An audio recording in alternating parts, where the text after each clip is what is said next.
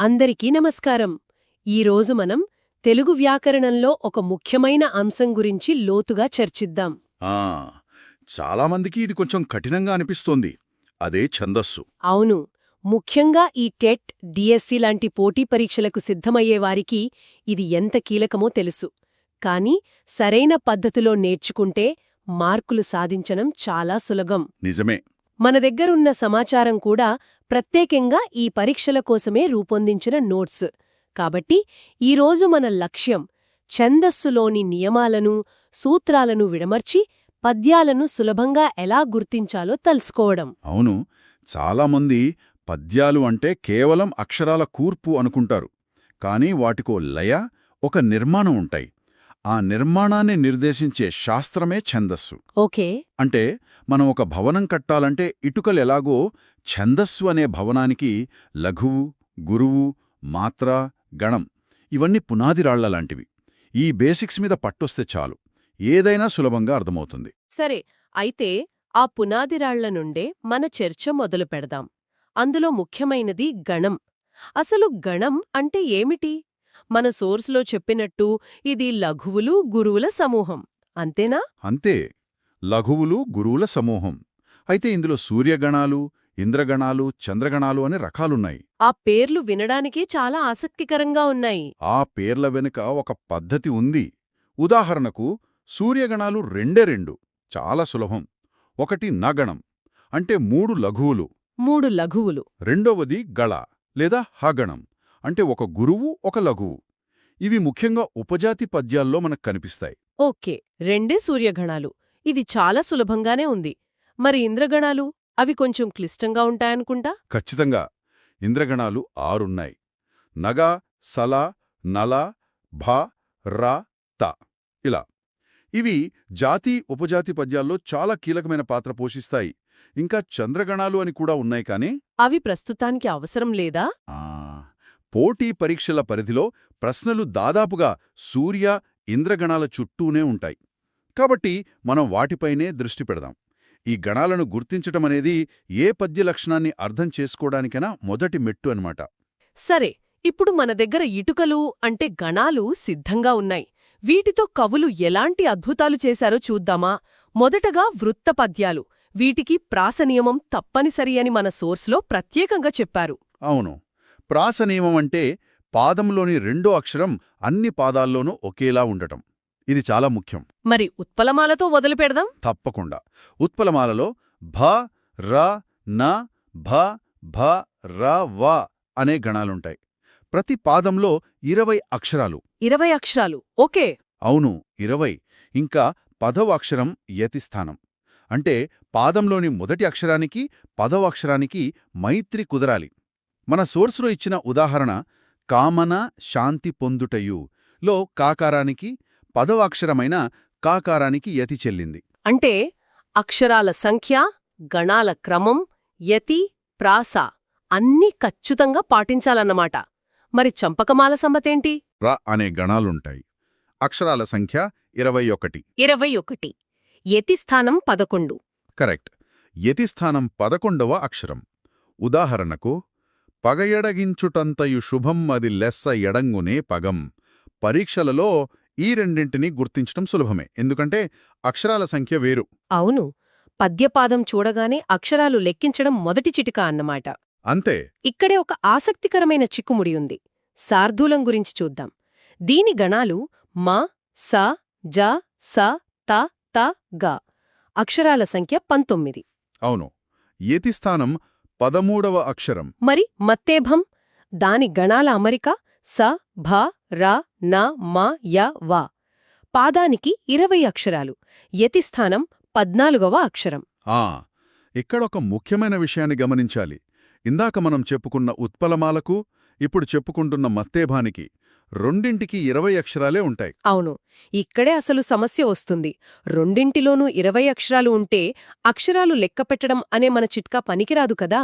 మరి వాటిని ఎలా వేరుచేసి గుర్తించాలి? మంచి ప్రశ్న అడిగారు. ఇక్కడే చాలామంది కన్ఫ్యూజ్ అవుతారు. ఇది చూడ్డానికి ఒకేలా ఉన్నా 2 తాళం చెవులాంటిది. రెండింటికి ఒకే సంఖ్యలో పళ్ళు ఉన్నట్టు అనిపించినా ఆ పళ్ల అమరిక అంటే గణ విభజన వేరుగా ఉంటుంది. ఓకే. ఇక్కడ మనం ఖచ్చితంగా గణ విభజన చేయాల్సిందే.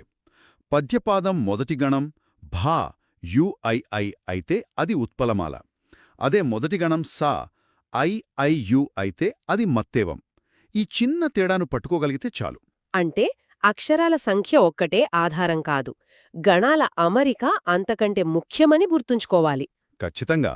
ఈ వృత్తాలన్నీ చూస్తుంటే ఛందస్సు ఒక గణిత సమీకరణంలా అనిపిస్తోంది. అయితే కవిత్వంలో కేవలం కఠిన నియమాలే కాదు, కాస్త స్వేచ్ఛనిచ్చే దారులు కూడా ఉన్నాయి. అవే జాతులు. అందులో కందం గురించి కందం రాసినవాడే కవి అనే నానుడి ఎందుకొచ్చిందంటారు? ఎందుకంటే కందం చూడ్డానికి చిన్నగా కనిపించినా దాని నియమాలు చాలా కఠినమైనవి. దీని నిర్మాణం చూడండి. మొదటి మూడవ పాదాలలో మూడేసి గణాలు, 2, 4వ పాదాలలో 5 గణాలు ఉంటాయి. అది సరే, కాని అసలు కఠినత్వం ఎక్కడుంది? దాని ప్రత్యేక నియమాలలో ఉంది. బేసిస్థానంలో ఉన్న గణాలలో అంటే 1, 3, 5, 7 గణాలలో జాగణం అస్సలు రాకూడదు. జాగణం రాకూడదా? రాకూడదు. అలాగే పద్యం చివరి అక్షరం ఖచ్చితంగా గురువై ఉండాలి. ఈ నియమాల వల్లే ఆ నానుడి వచ్చింది. ఇది కేవలం కవిత్వం చెప్పడం కాదు, ఒక బౌద్ధికమైన సవాల్ను స్వీకరించడం లాంటిది. అంటే ప్రతి 2-3 అక్షరాలకి ఈ నియమం గుర్తుపెట్టుకోవాలి. ఇది పద్యం రాయడమా లేక ఒక పజిల్ పరిష్కరించడమా అనిపిస్తోంది. మరి జాతులలోనే ఉన్న ద్విపద సంగతేంటి? ఇది చాలా సరళమైనది అని మన నోట్స్లో ఉంది. అవును, ద్విపద కందానికి పూర్తి వ్యతిరేకం. చాలా చాలా సరళమైనది. ప్రతి పాదంలో 3 ఇంద్రగణాలు, 1 సూర్యగణం ఉంటాయి. ఎత్తి కూడా చాలా సులభం. ఓకే. ఈ సరళత్వం వల్లే ద్విపద అంత జనప్రియమైంది. పెద్ద పెద్ద కథలను, పురాణాలను సామాన్యులకు కూడా అర్థమయ్యేలా, పాటల పాడుకునేలా చెప్పడానికి ఇది అద్భుతంగా పనికొచ్చింది. ఇప్పటివరకు మనం చూసిన వృత్తాలు, జాతులు అన్నింటిలో ప్రాసనియమముంది. కాని ఇప్పుడు మనం చూడబోయే ఉపజాతులు అనే పద్యాలకు ఆ నియమం లేదు. కేవలం ప్రాసయతి ఉంటుంది. ఇది చాలా ఆసక్తికరమైన మార్పు కదా? అవును, దీన్నొక పెద్ద చిత్రంలో భాగంగా చూస్తే ఇది కవిత్వంలో వచ్చిన ఒక ముఖ్యమైన పరిణామం. ప్రాసనియమం లేకపోవడం వల్ల కవులకు భావప్రకటనలో మరింత స్వేచ్ఛ లభించింది. ఉపజాతులలో ముఖ్యమైనవి ఏవి? తేటగీతి. తేటగీతి, ఆటవెలది, సీసం. తేటగీతి నిర్మాణాన్ని చూస్తే 1 సూర్యగణం, 2 ఇంద్రగణాలు, మళ్లీ 2 సూర్యగణాలు ఉంటాయి. సరే, మరి ఆటవెలదిలో ప్రత్యేకత ఏంటి? దాని నిర్మాణం కొంచెం భిన్నంగా అనిపిస్తోంది. 1, 3 పాదాలలో ఒక రకంగా, 2, 4 పాదాలలో మరో రకంగా ఉంది. ఇక్కడ గమనించాల్సిన విషయమేంటంటే ఆటవెలదిలోని ఆ అసమాన నిర్మాణమే దాన్ని గుర్తించడానికి ఒక ముఖ్యమైన ఆధారం. దాని 1, 3 పాదాలలో 3 సూర్యగణాలు, 2 ఇంద్రగణాలు ఉంటాయి. కాని 2, 4 పాదాలలో 2, 4 పాదాలలో కేవలం 5 సూర్యగణాలు మాత్రమే ఉంటాయి. ఈ తేడాను గమనిస్తే చాలు, అది ఆటవెలది అని తేలిగ్గా చెప్పేయచ్చు. ఇక చివరిగా సీసపద్యం. ఇది కొంచెం పెద్దడిగా, సంక్లిష్టంగా కనిపిస్తుంది. దీనికొక అనుబంధం కూడా ఉంటుందని సోర్స్లో ఉంది. అవును, సీసపద్యం ఉపజాతులలో పెద్దది. ఒక పాదంలో 6 ఇంద్రగణాలు, 2 సూర్యగణాలుంటాయి. అయితే దీన్ని గుర్తించడానికి అతిపెద్ద తిరుగులేని ఆధారం ఒకటుంది. అదేంటి? సీసపద్యం ఎప్పుడూ ఒంటరిగా రాదు. దాని 4 పాదాల తర్వాత తప్పనిసరిగా ఒక తేటగీతి పద్యం గాని లేదా ఒక ఆటవెలది పద్యం గాని వస్తుంది. ఒక పెద్ద పద్యం తర్వాత ఒక చిన్న తేటగీతి లేదా ఆటవెలది కనిపిస్తే ఆ పెద్ద పద్యం ఖచ్చితంగా సీసపద్యమే. ఓకే, చాలా విషయాలు నేర్చుకున్నాం. ఇప్పుడు ఈ జ్ఞానాన్ని పరీక్షలలో ఎలా ఉపయోగించాలో చూద్దాం. మన సోర్స్లో ఇచ్చిన కొన్ని నమూనా ప్రశ్నలను ప్రయత్నిద్దామా? తప్పకుండా. మొదటిది, కామన శాంతి పొందుటయు కరము దానది అట్లుండెన్. ఈ పాదములో ఉన్న ఛందస్సు ఏది? సరే, దీనికి మనం ఇందాక చెప్పుకున్న గుర్తింపు చిట్కాలు వాడదాం. దశ 1, అక్షరాలను లెక్కించడం. ఈ పాదంలో 20 అక్షరాలు ఉన్నాయి. 20 అక్షరాలు అంటే ఉత్పలమాల లేదా మత్తేవం కావచ్చు. కరెక్ట్. ఇప్పుడు దశ 3, గణ విభజన చేద్దాం. కామన యుఐ, ఇది భాగణం. భాగణంతో మొదలయ్యే 20 అక్షరాల పద్యం ఉత్పలమాల. కాబట్టి జవాబు ఉత్పలమాల. అద్భుతం. రెండవ ప్రశ్న, మాస జస తతగ అనే గణాలున్న పద్యపాదం ఏది? ఇది నేరుగా సూత్రం మీద అడిగిన ప్రశ్న. ఈ గణాల అమరిక శార్దూళ పద్యానికి చెందినది. దీనికి అక్షరాల సంఖ్య 19. ఇలాంటి ప్రశ్నలకు సమాధానం చెప్పాలంటే వృత్తపద్యాల గణాల అమరికలను గుర్తుపెట్టుకోవాలి. ప్రత్యామ్నాయం లేదు. లేదు. మూడవ ప్రశ్న. వీటిలో సూర్యగణం ఏది? కొన్ని ఆప్షన్స్ ఇస్తే అందులో గలము యుఐ అనేది సరైన సమాధానం అవుతుంది. అవును, ఇది కూడా సూటి ప్రశ్న. ఇప్పుడు మనం చర్చించిన ఈ చిట్కాలను, ఈ పద్ధతులను పరీక్ష రాసేవారి కోసం ఒకసారి క్రమపద్ధతిలో వివరిస్తారా? దూలం 21 అయితే చంపకమాల అని దాదాపు వెంటనే చెప్పవచ్చు. 20 అయితే 20 అయితే ఉత్పలమాల లేదా మత్తేభం అని అనుమానించి తర్వాతి దశకు వెళ్ళాలి. దశ 2 ప్రాస ఉందో లేదో చూడండి. ప్రాస ఉంటే అది వృత్తం లేదా జాతి, లేకపోతే ఉపజాతి. ఓకే. దశ 3 గణాలను గుర్తించడం. ముఖ్యంగా ఉత్పలమాల మత్తేభం వంటి వాటిని వేరు చేయడానికి ఇది తప్పనిసరి. ఇక చివరిగా మీ సమాధానం సరైనదో కాదో నిర్ధారించుకోవడానికి యతిస్థానాన్ని కూడా సరిచూసుకోవచ్చు. అయితే ఈ చర్చ సారాంశం చూద్దాం. వృత్తపద్యాలకు ప్రాసనియమం తప్పనిసరి, ఉపజాతులకు ప్రాసనియమం లేదు, ప్రాసయతి ఉంటుంది. అవును, కందం రాసిన వాడే కవి అనే నానుడి వెనుకున్న కఠిన నియమాల గురించి తెలుసుకున్నాం. అన్నింటికంటే ముఖ్యంగా ప్రతి పద్యానికి ఒక నిర్దిష్టమైన గణాల నమూనా ఉంటుందని అర్థమైంది. సరిగ్గా చెప్పారు. పోటీ పరీక్షలకు సిద్ధమయ్యేవారు ముఖ్యంగా సూర్య, ఇంద్ర గణాలను, వృత్తపద్యాల సూత్రాలను అంటే వాటి గణాల అమరిక, అక్షరాల సంఖ్య, యతిస్థానాలను గుర్తుపెట్టుకోవటం ముఖ్యం. బట్టి పట్టుకుండా ఎలా?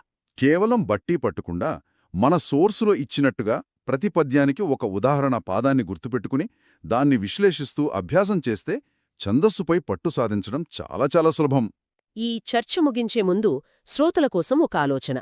ఇంత కఠినమైన దాదాపు గణిత సూత్రాల వంటి నియమాల మధ్య కవులు తమ భావాలను, నవరసాలను ఇంత అద్భుతంగా ఎలా పలికించగలిగారు? ఛందస్సు అనేది కవి స్వేచ్ఛకు వేసిన సంఖ్యల్లా, లేక వారి ప్రతిభను ప్రదర్శించడానికి ఒక అద్భుతమైన సాధనమా? ఈ విషయం గురించి ఆలోచిస్తూ ఉండండి. మన ముందు గణాల గుర్తింపు, ఉదాహరణలతో అనే ఒక మార్గదర్శిని ఉంది. మన లక్ష్యం కేవలం నియమాలను బట్టి పట్టడం కాదు, ఆ నియమాల వెనుకున్న సౌందర్యాన్ని అర్థం చేసుకోవడం. అసలు లఘు, గురువులు అనే చిన్న అక్షరాల నుండి మొదలుపెట్టి కవులు ఈ గణాలతో ఒక భావాల ప్రపంచాన్ని ఎలా కడతారో చూద్దాం. సరే, అయితే విడమర్చి చూద్దాం. మనం పద్యం అనే ఒక పెద్ద భవనాన్ని అర్థం చేసుకోవాలంటే ముందు దాని ఇటుకల గురించి తెలియాలి. నిజమే. ఇక్కడ ఆ ఇటుకలే లఘు, గురువులు. లఘువుతో మొదలుపెడితే ఇది చాలా సూటిగా అనిపిస్తుంది. పలకడానికి తక్కువ సమయం, అంటే ఒక మాత్రా కాలం బట్టే అక్షరం. అవును, హ్రస్వస్వరమున్నవి. కా, గీ, చూ, తే ఇలాంటివి. దీన్ని ఐ అనే గుర్తుతో సూచిస్తారు. చాలా సులభంగా ఉంది. నిజమే, లఘు చాలా సూటిగా ఉంటుంది. కాని గురువు దగ్గరికొచ్చేసరికి అక్కడ కొంచెం లూతుగా చూడాలి మనం. అవును, దాన్ని యు అనే గుర్తుతో సూచిస్తాం. దీనికి 2 మాత్రల కాలం పడుతుంది. 2 మాత్రలు. సరే, ఇక్కడే అసలు సూక్ష్మభేదముంది. ఇప్పుడు దీర్ఘాక్షరాలు అంటే కా, గీ, చు ఇలాంటివి సహజంగానే గురువులు. అది మనకు తెలుసు. అవును, దాంతోపాటు సున్నా లేదా విసర్గతో ఉన్న అక్షరాలు, ఉదాహరణకు కం, కహ లాంటివి కూడా గురువులే. ఇక్కడే నాకొక ఆసక్తికరమైన ప్రశ్న వస్తోంది. కొన్నిసార్లు ఒక అక్షరం తనంతట తాను కాకుండా దాని పక్కనున్న అక్షరం వల్ల గురువుగా మారుతోంది కదా. ఆ సంయుక్తాక్షరానికి ముందున్న అక్షరం గురించి అడుగుతున్నారు. అవునదే. ఇది కొంచెం సంక్లిష్టంగా అనిపిస్తోంది. మనం సాధారణంగా చదివేటప్పుడు ఇలాంటి వ్యాకరణ నియమాలను అస్సలు పట్టించుకోం. అవులు రాసేటప్పుడు నిజంగా ఇంత ఆలోచిస్తారా? అద్భుతమైన ప్రశ్న.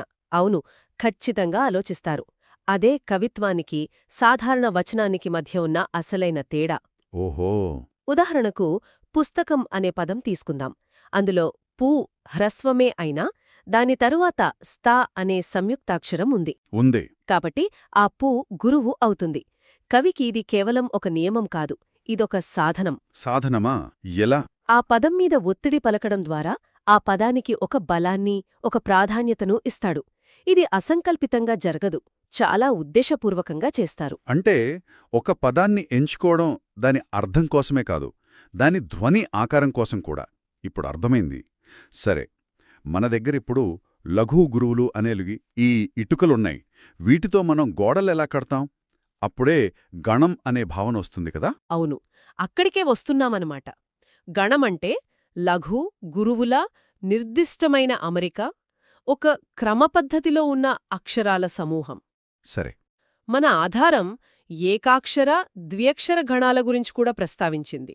అంటే ఒకే అక్షరం ల లేదా గ ఒక గణం కావచ్చు. ఒకే అక్షరమా? ఆసక్తికరంగా ఉంది. అవును, లేదా రెండు అక్షరాల కలయికలైన లల, గగ, ల, గ, గ, ల కూడా గణాలే. ఇవి ఛందస్సు యొక్క ప్రాథమిక డిఎన్ఏ లాంటివి. అయితే తెలుగు పద్య సౌందర్యాన్ని, దాని సంక్లిష్టతను, ఆ భావోద్వేగ లోతును నిర్దేశించేవి ప్రధానంగా 3 అక్షరాల గణాలే అని నేను విన్నాను. నిజం. మన ఆధారం కూడా వీటిపైన ఎక్కువ దృష్టి పెట్టింది. వీటినే మనం లోతుగా పరిశీలించాలి. ఖచ్చితంగా. ఛందస్సు ప్రపంచంలో అత్యంత శక్తివంతమైనవి ఈ 8 3 అక్షరాల గణాలే. వీటిని యరత, భజసనమ గణాలు అంటారు. య, ర, త. ప్రతి గణానికి ఒక ప్రత్యేకమైన లయ, ఒక నడక, ఒక స్వభావం ఉంటాయి. సంగీతంలో సప్తస్వరాలు ఎలాగో ఛందస్సులో ఈ అష్టగణాలు అలాగా. అయితే ఆ స్వరాలను ఒక్కొక్కటిగా పరిచయం చేయండి. మొదటిది యా గణం నుండి మొదలు పెడదాం. సరే, యాగణం. దీని క్రమం ఐ యు యు, అంటే ఒక లఘువు, తర్వాత 2 గురువులు. ఉదాహరణకు విశాల అనే పదం. విశాల. వి, ఐ, ష, యు, ల, యు. దీని నడక గమనించండి. తేలికగా మొదలై భరువుగా ముగుస్తుంది. తత్తతాం అన్నట్టు. అవును. ఒక ఆలోచన మొదలవ్వడం, ఒక భావం గంభీరంగా మారడం వంటి సందర్భాలలో కవులు దీన్ని ఎక్కువగా వాడతారు. ఇది ఒక ఆరంభాన్ని సూచిస్తుంది. ఆసక్తికరంగా ఉంది. నేను చిన్నప్పుడు పద్యాలు చదివేటప్పుడు కొన్ని పద్యాలు చాలా వేగంగా, కొన్ని చాలా నెమ్మదిగా సాగేవి. దానికి కారణం ఈ గణాల అమరికే అని ఇప్పుడు అర్థమవుతోంది. అదే కారణం. మరి యా గణానికి పూర్తి వ్యతిరేకంగా ఉండే గణం ఏదైనా ఉందా? ఉంది. అదే తాగణం. దాని క్రమం యు యు ఐ. 2 గురువులతో మొదలై ఒక లఘువుతో ముగుస్తుంది. అవును. మన ఆధారంలో దీనికి వీరుడు అని ఉదాహరణ ఇచ్చారు. కాని మనం నియమాన్ని పాటిస్తే వి గురువు, రు లఘువు, డు లఘువు, యు యు ఐ. అది యుయుఐ అంటే భాగణం.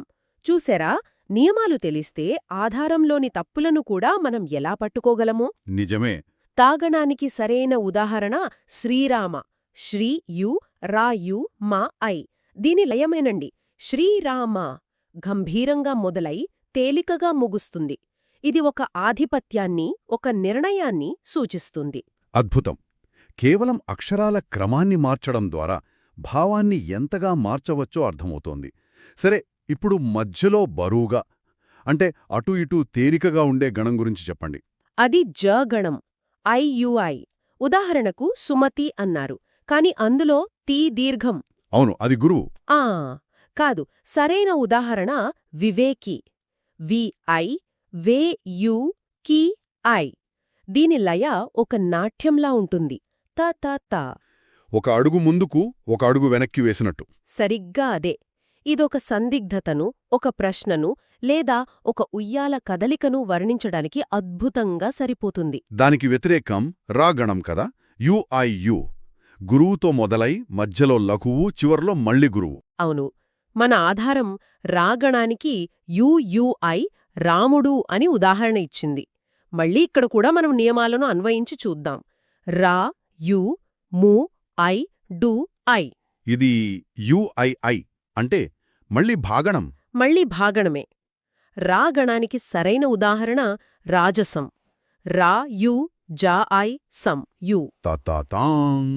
దీని నడకలో ఒక ఠీవి, ఒక గంభీరత ఉన్నాయి. అవును. మొదలు చివర బలంగా, మధ్యలో కొంచెం విరామం.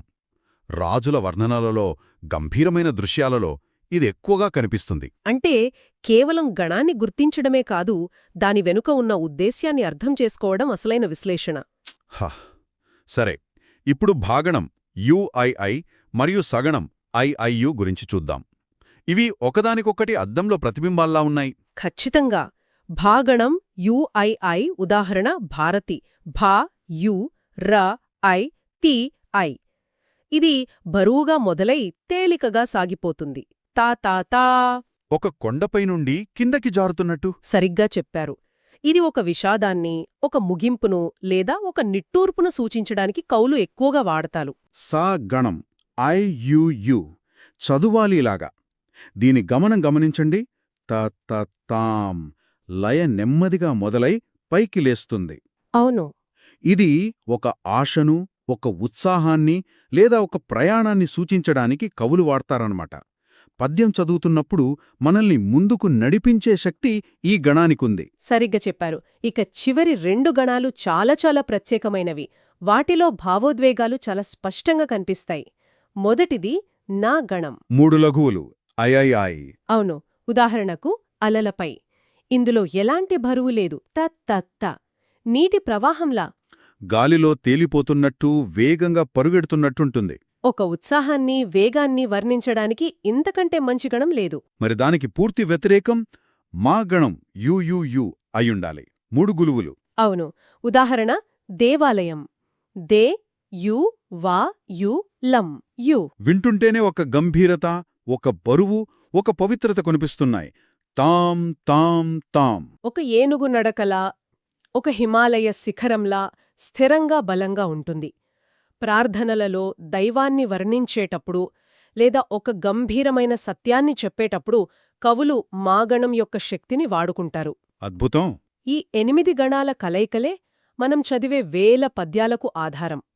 కవి ఒక చిత్రకారుడిలా ఈ గణాలనే రంగులుగా ఉపయోగించి పద్యమనే క్యాన్వాస్పై భావోద్వేగాల చిత్రాన్ని గీస్తాడు. సరే, ఈ గణాలన్నీ కేవలం అక్షరాల అమరికలేనా? లేక వీటి కలయికలో ఏదైనా లోతైన ప్రయోజనముందా? అసలు ఈ గణాలతో కవులేం చేస్తారు? ఈ గణాల ఆధారంగా పద్యాల్ని ఎలా వర్గీకరిస్తారు? ఇక్కడే మనం ఛందస్సు యొక్క విస్తృత చిత్రాన్ని చూడాలి. పద్యానికి, ఛందస్సుకి ఉన్న సంబంధాన్ని అర్థం చేసుకోవాలి. సరే. ఇప్పుడు చూడండి, ఛందస్సు నియమాలున్నాయి కదా.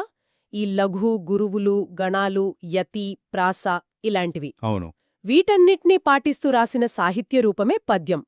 ఈ నియమాలు లేకపోతే అది వచనమవుతుంది.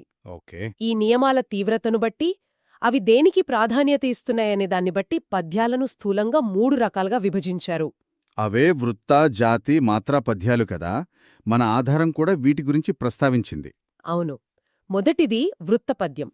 ఇక్కడ గణాల అమరిక, లఘు, గురవుల క్రమం చాలా కఠినంగా, స్థిరంగా ఉంటాయి. అంటే మార్చడానికి వీలుండదు. అస్సలు వీలుండదు. ఉత్పలమాల, చెంపకమాల, శార్దూలం వంటివి వీటికి ఉదాహరణలు. ఇవి శాస్త్రీయ సంగీత కచేరీలాంటివి. ప్రతి స్వరానికి, ప్రతి తాళానికి ఒక నిర్దిష్ట స్థానముంటుంది. అందుకే ఇవి వినడానికి అంత గంభీరంగా, ఒక నిర్మాణ సౌందర్యంతో ఉంటాయి. పోతన భాగవతంలోని పద్యాలు వింటున్నప్పుడు కలిగే అనుభూతి అదే. సరిగ్గా అదే. మరి జాతి పద్యాలు? అవి వృత్త పద్యాల కన్నా కొంచెం సరళంగా ఉంటాయనంటారు. నిజమే. జాతి పద్యాలు జానపద బాణికి దగ్గరగా ఉంటాయి. ఇక్కడ గణాల కన్నా అక్షరాల సంఖ్యకు లేదా మాత్రల సంఖ్యకు ఎక్కువ ప్రాధాన్యత ఉంటుంది. నియమాలు కొంచెం సరళంగా ఉంటాయి. అవును. ఉదాహరణకు ద్విపదలో రాసిన పద్యాలు వినడానికి చాలా సులభంగా, కథ చెప్పినట్టుగా ఉంటాయి. అందుకే పాల్కుర్కే సోమనాథుడు వంటి కవులు కథాకావ్యాలలో దీన్నెక్కువగా వాడారు. ఒక స్నేహితుడు మనకు కథ చెబుతున్న అనుభూతినిస్తాయివి. ఇక చివరిది మాత్రాపద్యం. దీని పేర్లోనే అర్థముంది. ఇది పూర్తిగా మాత్రల లెక్కపై ఆధారపడి ఉంటుందనుకుంటా. ఖచ్చితంగా. ఇక్కడ ఏ గణం వాడామనే దానికంటే ప్రతి పాదంలోనూ సమానమైన మాత్రలు, అంటే లఘువుకు 1, గురువుకు 2. ఆ లెక్క సరిపోవాలి. ఆ లెక్క సరిపోవాలి అంతే. ఇది ఆధునిక కవిత్వానికి, గేయాలకు చాలా దగ్గరగా ఉంటుంది. లయప్రధానంగా ఉంటుంది కాని గణాల కఠినమైన నియమాలతో కవిని బంధించదు. ఇది స్వేచ్ఛకు, ప్రయోగానికి ఎక్కువ అవకాశమిస్తుంది. అంటే కవి తన భావానికి, కథలానికి అనుగుణంగా వృత్తపద్యం యొక్క గాంభీర్యాన్ని, జాతిపద్యం యొక్క సరళతను లేదా మాత్రాపద్యం యొక్క లయను ఎంచుకుంటాడనమాట.